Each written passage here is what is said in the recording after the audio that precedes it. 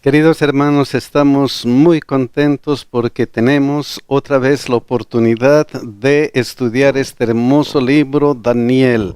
No se olviden que si desean una copia de esta presentación, visiten escuelasabática2000.org y compartan, pongan me gusta y compartan. El título por hoy día es De la contaminación a la purificación. Y vamos a orar, mis hermanos, para abrir la palabra de Dios. Querido Dios que estás en los cielos, te agradecemos porque otra vez en tu día santo estamos reunidos para entrar en comunión contigo y para estudiar tu santa palabra. Bendícenos con tu Espíritu Santo, ayúdanos a comprender tu santa palabra y ayúdanos a hacer decisiones de vida eterna. Cuida a todas las familias que están aquí, a las familias que están viendo este video y sobre todo bendice a nuestros hijos. En el nombre de Jesús, amén. El versículo de memoria, Daniel 8:14. Y él dijo: hasta 2300 tardes y mañanas, luego el santuario será purificado. Vamos a ver este versículo luego, pero vamos a empezar con Daniel 8:1. Miren lo que dice: en el año tercero del reinado del rey Belsasar, o sea, el año 548-547 antes de Cristo. ¿Qué ocurrió? Me apareció una visión a mí, Daniel, después de aquella que me había aparecido antes. Después de las visiones anteriores, Daniel recibe una nueva visión. Y miren qué es lo que ve. Daniel 8:3. Alcé los ojos y miré, y he aquí un carnero que estaba delante del río. Un carnero. ¿Con qué característica? Y tenía dos cuernos. Miren lo que dice Daniel 8:20. En cuanto al carnero que viste que tenía dos cuernos, estos son los reyes de Media y Persia. Entonces esto corresponde a el periodo del imperio de los medos y persias del año 539 antes de Cristo al año 331. Recordemos que en Daniel 7 fue representado por un oso y en Daniel 2 con la parte de plata de la estatua. ¿Qué más tenía este carnero? Miren lo que dice aquí. Y aunque los cuernos eran altos, uno era más alto que el otro y el más alto creció después. Uno era más alto. Hemos visto cuando en Daniel 7 nos indicaba que los persas eran superiores siempre a los medos. Entonces vuelve a presentar esta característica. Algo más. Daniel 8:4. Vi que el carnero hería con los cuernos al poniente, al norte y al sur. Recordemos que el imperio medo-persa dominó primeramente a Lidia, luego dominó al imperio neobabilónico y finalmente al imperio egipcio. Fue un dominio total. Y por eso dice, y que ninguna bestia podía parar delante de él, ni había quien escapase de su poder, y hacía conforme a su voluntad y se engrandecía. Después de dominar estos imperios, no había alguien como el imperio medo-persa. Pero luego ¿qué? Luego ¿qué ocurrió? Daniel 8:5. Mientras yo consideraba esto, he aquí un macho cabrío venía del lado del poniente sobre la faz de toda la tierra. ¿Y qué pasó? Miren lo que dice Daniel 8:21. El macho cabrío es el rey de Grecia. Este macho cabrío entonces representaba al rey de Grecia, al imperio griego. Y ahora esto es interesante. Aquí describe a este reino de Grecia con su verdadero nombre. Va a ser el reino de Grecia, mucho antes que este reino dominara el mundo conocido en ese entonces. Miren cómo Dios ve las cosas que han de suceder con anticipación.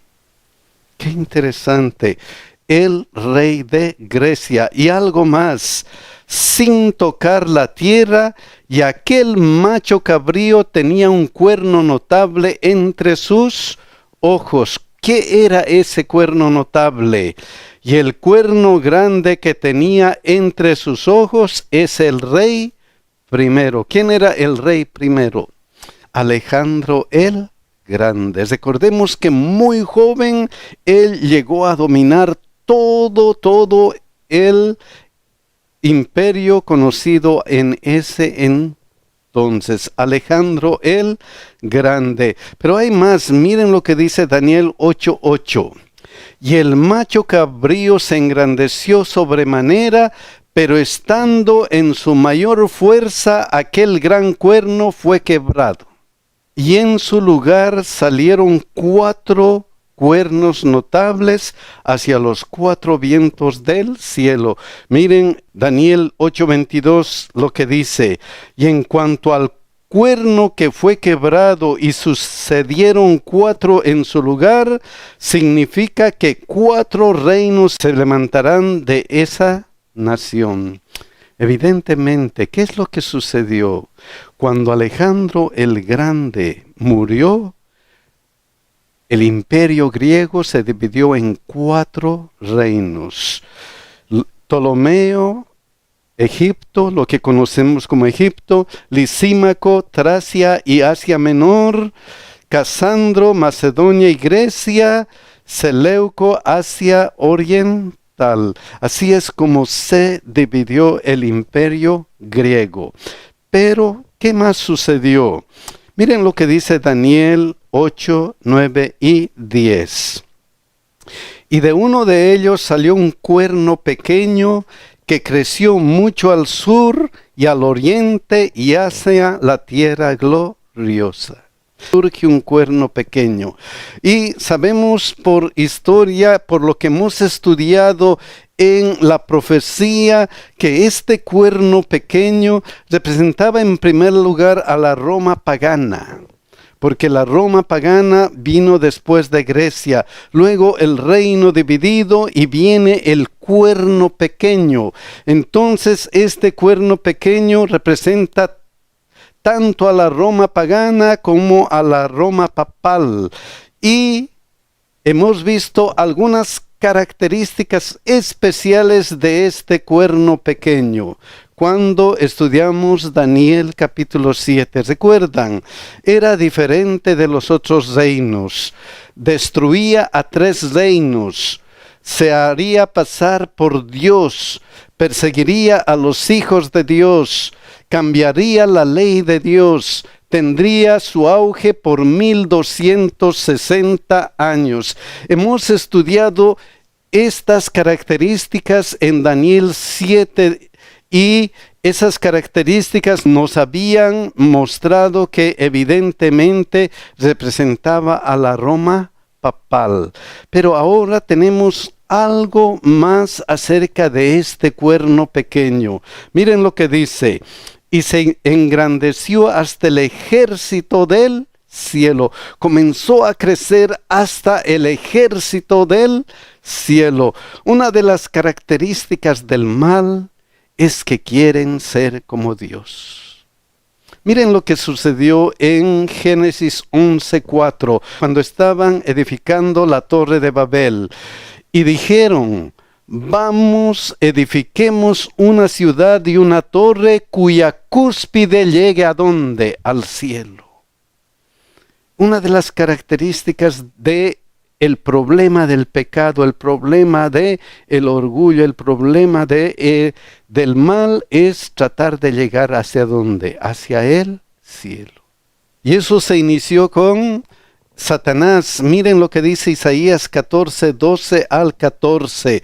¿Cómo caíste del cielo, oh lucero, hijo de la mañana? Cortado fuiste por tierra, tú que que tú que debilitabas a las naciones, tú que decías en tu corazón, subiré al cielo, en lo alto junto a las estrellas de Dios levantaré mi trono, y en el monte del testimonio me sentaré a los lados del norte, sobre las alturas de las nubes subiré, y seré semejante al Altísimo. Hemos visto esto en estas características. Se hará pasar por Dios.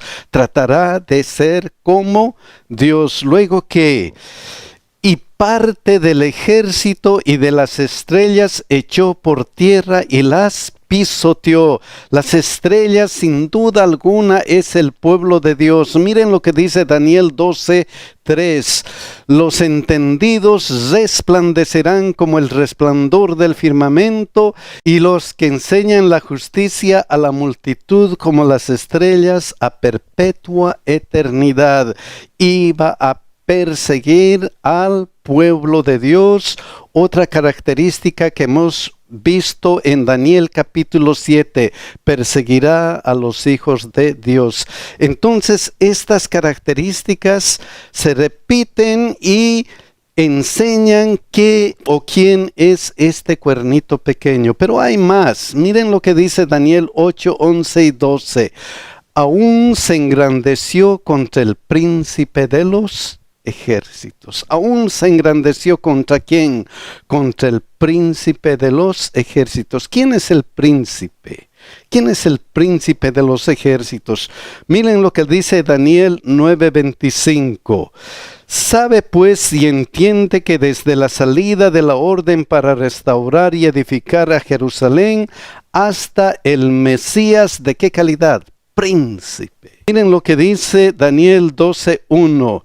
En aquel tiempo se levantará Miguel, el gran príncipe, Jesucristo, Miguel, el gran príncipe, el Mesías. Entonces, otra característica especial es que este cuerno pequeño se engrandecerá contra Jesucristo, contra el príncipe, contra el Mesías. Luego dice, y por él fue quitado el continuo sacrificio, y el lugar de su santuario fue echado por tierra, y a causa de la prevaricación le fue entregado el ejército junto con el continuo sacrificio.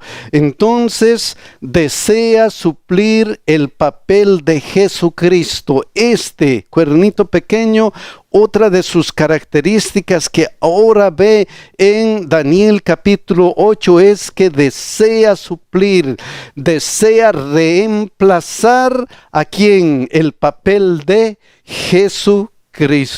Qué interesante. Y luego que no solamente desea reemplazar, desea suplir el papel de Jesús, sino que, miren lo que dice, y echó por tierra la verdad e hizo cuanto quiso y prosperó. ¿Quién es la verdad? ¿Quién es la verdad? Miren lo que dice Juan 14:6. Jesús le dijo, yo soy el camino y la verdad y la vida. ¿Quién es la verdad? Jesucristo. Desea suplir el papel de Jesucristo. Y en adición, ¿qué es lo que dice Juan 17:17? Santifícalos en tu verdad, tu palabra es verdad. ¿Por qué? Porque la Biblia da testimonio de ¿quién? De Jesucristo. De Jesucristo. Y aquí dice, y echó por tierra la verdad e hizo cuanto quiso y ¿qué? Y prosperó. Entonces, echa por tierra la verdad. Vamos a recordar que cuando estudiamos el capítulo 7, todas estas características mostraban que era la Roma papal.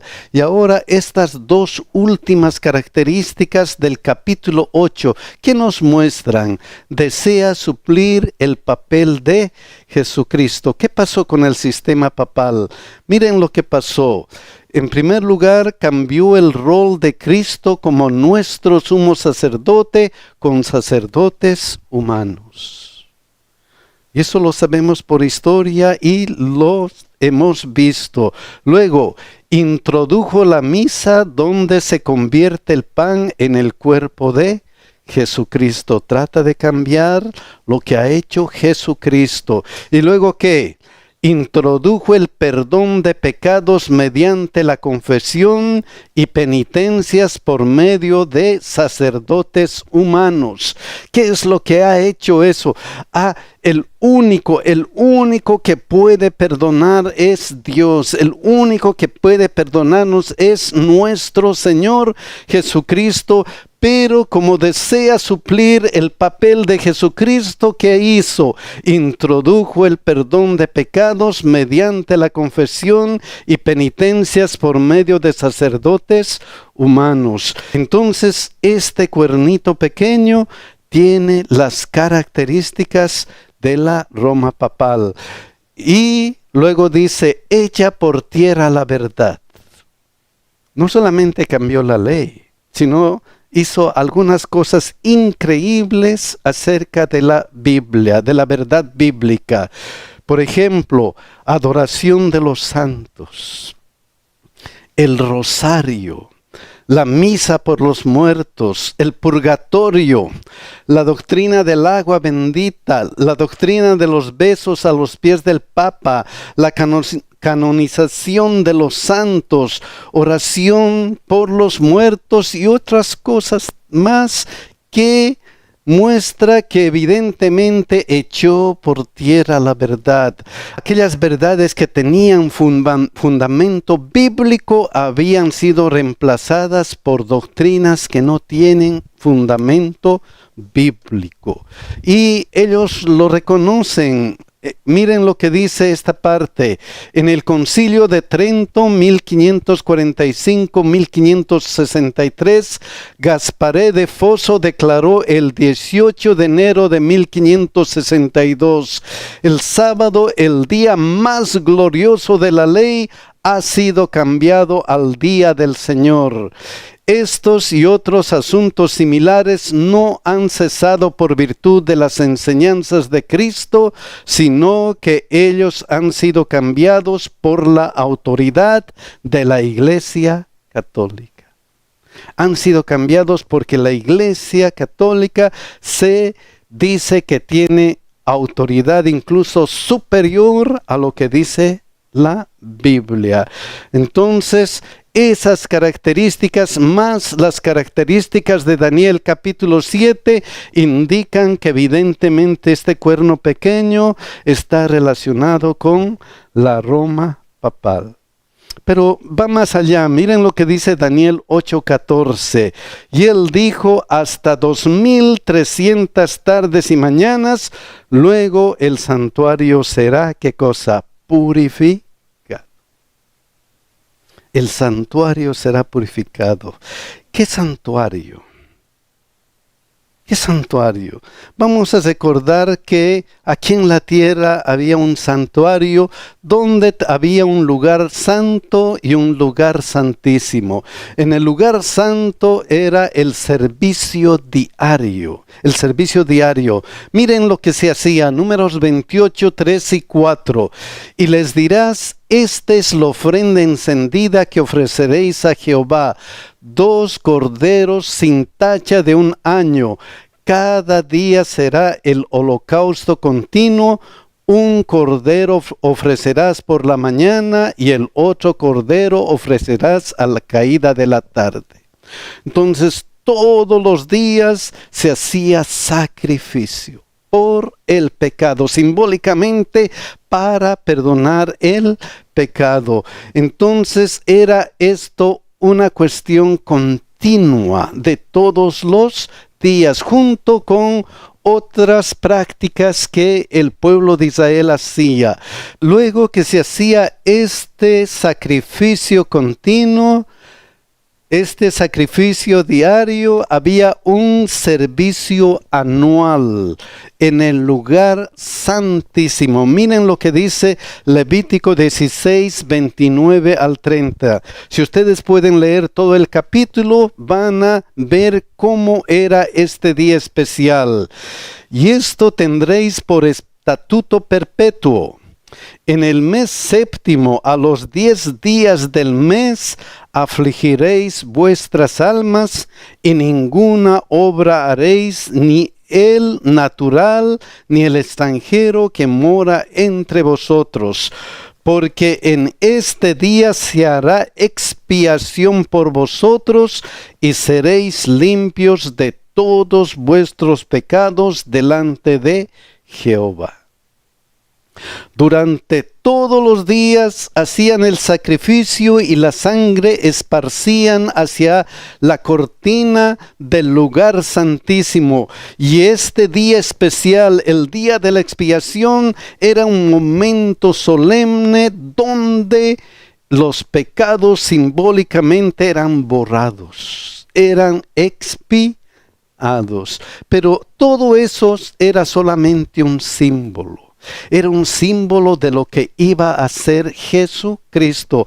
Por eso miren lo que dice Hebreos 9, 23 al 24. Fue pues necesario que las figuras de las cosas celestiales, estas figuras, lo que se hacía en el lugar santo y lugar santísimo, eran figuras de las cosas celestiales, eran símbolos de las cosas celestiales. Fue pues necesario que las figuras de las cosas celestiales fuesen purificadas así, pero las cosas celestiales mismas con mejores sacrificios que otros, porque no entró Cristo en el santuario hecho de mano, figura del verdadero. No entró Cristo en este santuario hecho de mano, que era figura del verdadero que estaba en el cielo, sino en el cielo mismo, para presentarse ahora por nosotros ante Dios. Todo esto que estaba viendo Daniel tenía un alcance eterno, un alcance eterno. Cuando a Daniel se le dijo hasta 2300 tardes y mañanas, luego el santuario será purificado, se le hizo una pregunta, y esa pregunta está aquí, Daniel 8:13. Entonces oí a un santo que hablaba, y otro de los santos preguntó a aquel que hablaba: ¿hasta cuándo durará la visión del continuo sacrificio y la prevaricación asoladora, entregando el santuario y el ejército para ser pisoteados? ¿Hasta cuándo? Y la respuesta fue que hasta 2300 tardes y mañanas, luego el santuario será purificado. Después de este cuerno pequeño, después de 1798, entonces vendría ¿qué cosa? La purificación del santuario, que corresponde al periodo del juicio, de Daniel capítulo 7. Y miren lo que dice Daniel 8:26. Luego, ¿qué iba a pasar? La visión de las tardes y mañanas que se ha referido es verdadera, y tú guarda la visión, porque es para muchos días. Ya hemos visto en Daniel capítulo 2, Daniel capítulo 7, que todo esto va a terminar con la venida de Jesucristo y la restauración del reino de Dios. Aquí, mis hermanos, podemos ver que Dios nos está enseñando de una forma fácil. Primero, lo conocido. Después añade algo más y nos lleva al juicio. Y ahora, con detalles especiales, nos lleva hasta la purificación del santuario y luego la venida de Cristo. Si todo esto, como hemos dicho en ocasiones anteriores, se ha cumplido, ¿qué es lo que estamos esperando? La segunda venida de Cristo. Y mis hermanos, ¿se va a cumplir? Sí, se va a cumplir. Y si se va a cumplir, mis hermanos, tenemos que estar preparados. Miren lo que dice Apocalipsis 22:12. He aquí yo vengo pronto, y mi galardón conmigo, para recompensar a cada uno según sea su hora. ¿Estamos listos? ¿Estamos preparados para ese momento? Mis queridos hermanos, que Dios nos bendiga y que Dios nos ayude a prepararnos para este acontecimiento espectacular. Que Dios nos bendiga y nos cuide.